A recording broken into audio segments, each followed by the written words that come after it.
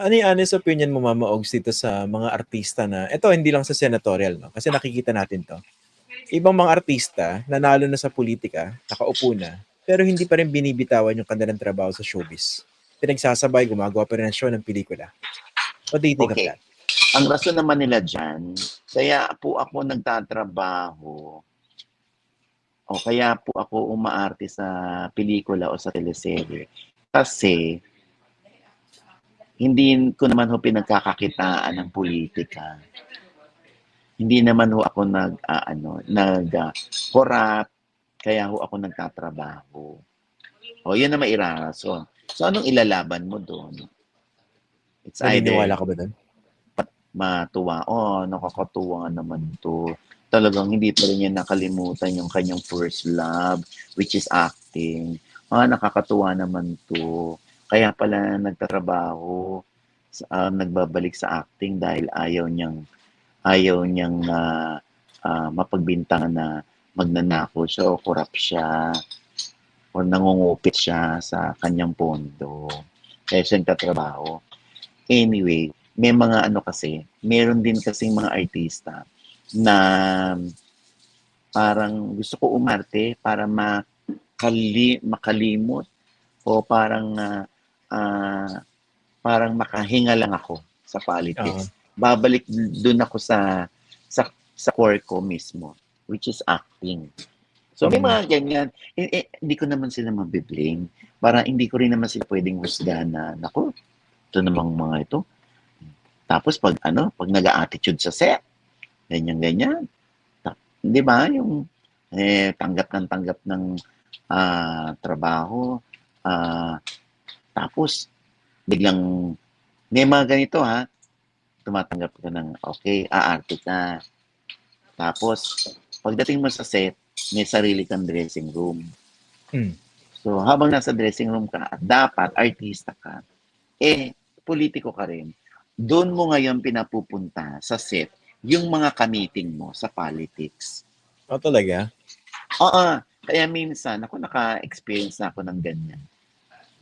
Sabi ko, Diyos ko, tagal natin mag-take. Kasi ang dami pang bisita nung sa tent. Nakakaloka. Doon sila nagpipirma, doon sila nag-uusap, ganyan-ganyan.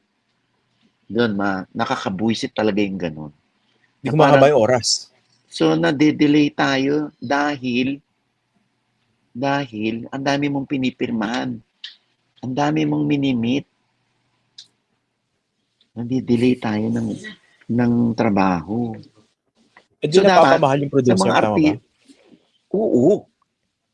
Kung teleserye ito, biglang dapat nating tapusing number of sequences ay 25. Today, biglang mag-18 na lang. Kasi hindi nakunan yung 7.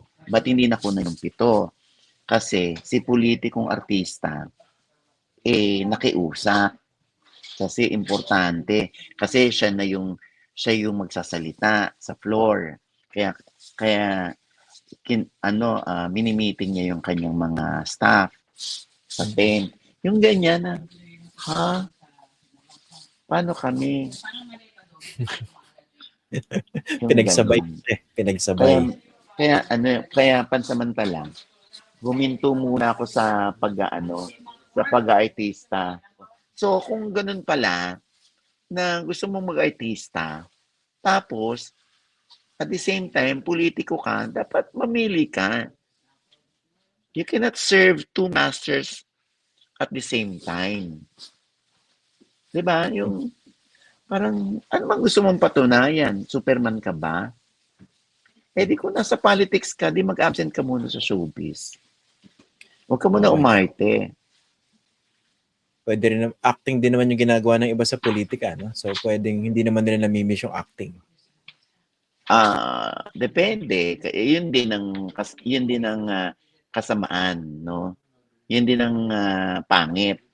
Pag yung isang artista nasa floor, tapos nag-i-speech siya o nakikipag-debate, ganyan-ganyan, iisipin talaga ng mga maarte lang yan kasi actor siya, kasi actress siya. Talo na agad ang artista.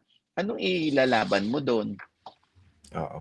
Sasabihin ba ng politikong artista, "No, hindi ako umaarte, galit talaga ako." Oh. Hindi believable, no? Okay. Oo, oo.